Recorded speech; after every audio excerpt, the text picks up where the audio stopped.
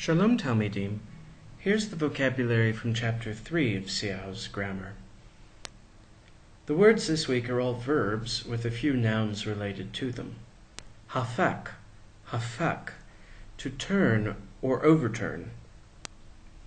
Yavash, yavash, to be dry. There's a noun related to this, yapbasha, yapbasha, dry ground, but it only occurs 14 times. Yakach, yakach, in the Hifil means to reprove or correct. Ka'as, ka'as, to be irritated or angry. Lean, lean, to spend the night somewhere, to stay the night, to lodge. Sometimes it shows up as loon instead of lean, with shurut, not hirik yod.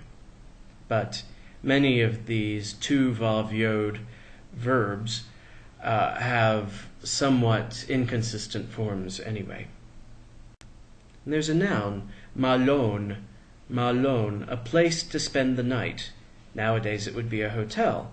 In the ancient world they didn't exactly have hotels, but there were often designated places in a town, whether the city square or a place where you could have maybe stables for your animals, where you could spend the night, a lodging place.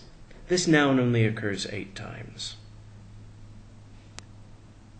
Lachad, lachad, to capture. Pagat, pagat, to meet, befall, or encounter. Pega, pega, is a noun related to that verb, meaning a happening or an event. As far as I'm aware, it only occurs 2 times in the Old Testament, and I'm not entirely sure why Seow even presents it to you as a vocabulary word. Pada, pada, to ransom or pardon. Paratz, paratz, to break out or make a breach. Judah had a son named Peretz, who came out before his twin brother, hence his name Peretz, which is related to this word. He broke out more quickly.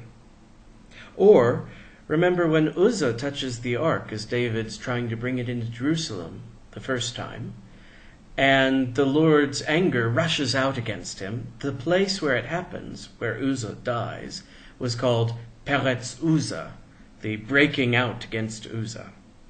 So that's the verb paratz, from which those nouns and names are derived. Paras, paras, to spread out. Tzachak, tzachak, to laugh, or in the PL, to play or make fun of. This is the verb from which Yitzchak, Isaac, is derived, but it only occurs 13 times in the Bible in this form. There's a very closely related verb, tzachak, an alternative spelling, almost, as it were, that occurs 36 times with the same meaning, to laugh or play, make fun of. Together, sachak and tzachak occur more than 40 times, but each spelling is less than 40 times by itself. Tzalach, tzalach, to succeed or prosper. Kara, kara, to tear, to rip, to rend. Rapha, rapha, to heal. In the Apocrypha, there's an angel called Raphael, which means God heals. You may know the name Raphael. Also, some people may be familiar with Adonai Rapha, or Jehovah Rapha. The Lord is the healer. So, for some people, the verb rapha is already somewhat familiar. Ratzah, ratzah, to be pleased. Ratzach, ratzach, this is to murder, to commit manslaughter. The commandment, thou shalt not kill, is this verb. It never occurs in battle contexts, only of human death in peacetime at the hands of another human.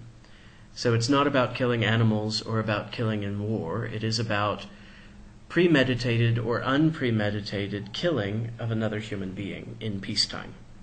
If you don't believe me, do a word study on it. Shakam, shakam, in the Hifil means to get up early or do something early in the morning. Tafas, tafas, to catch or seize.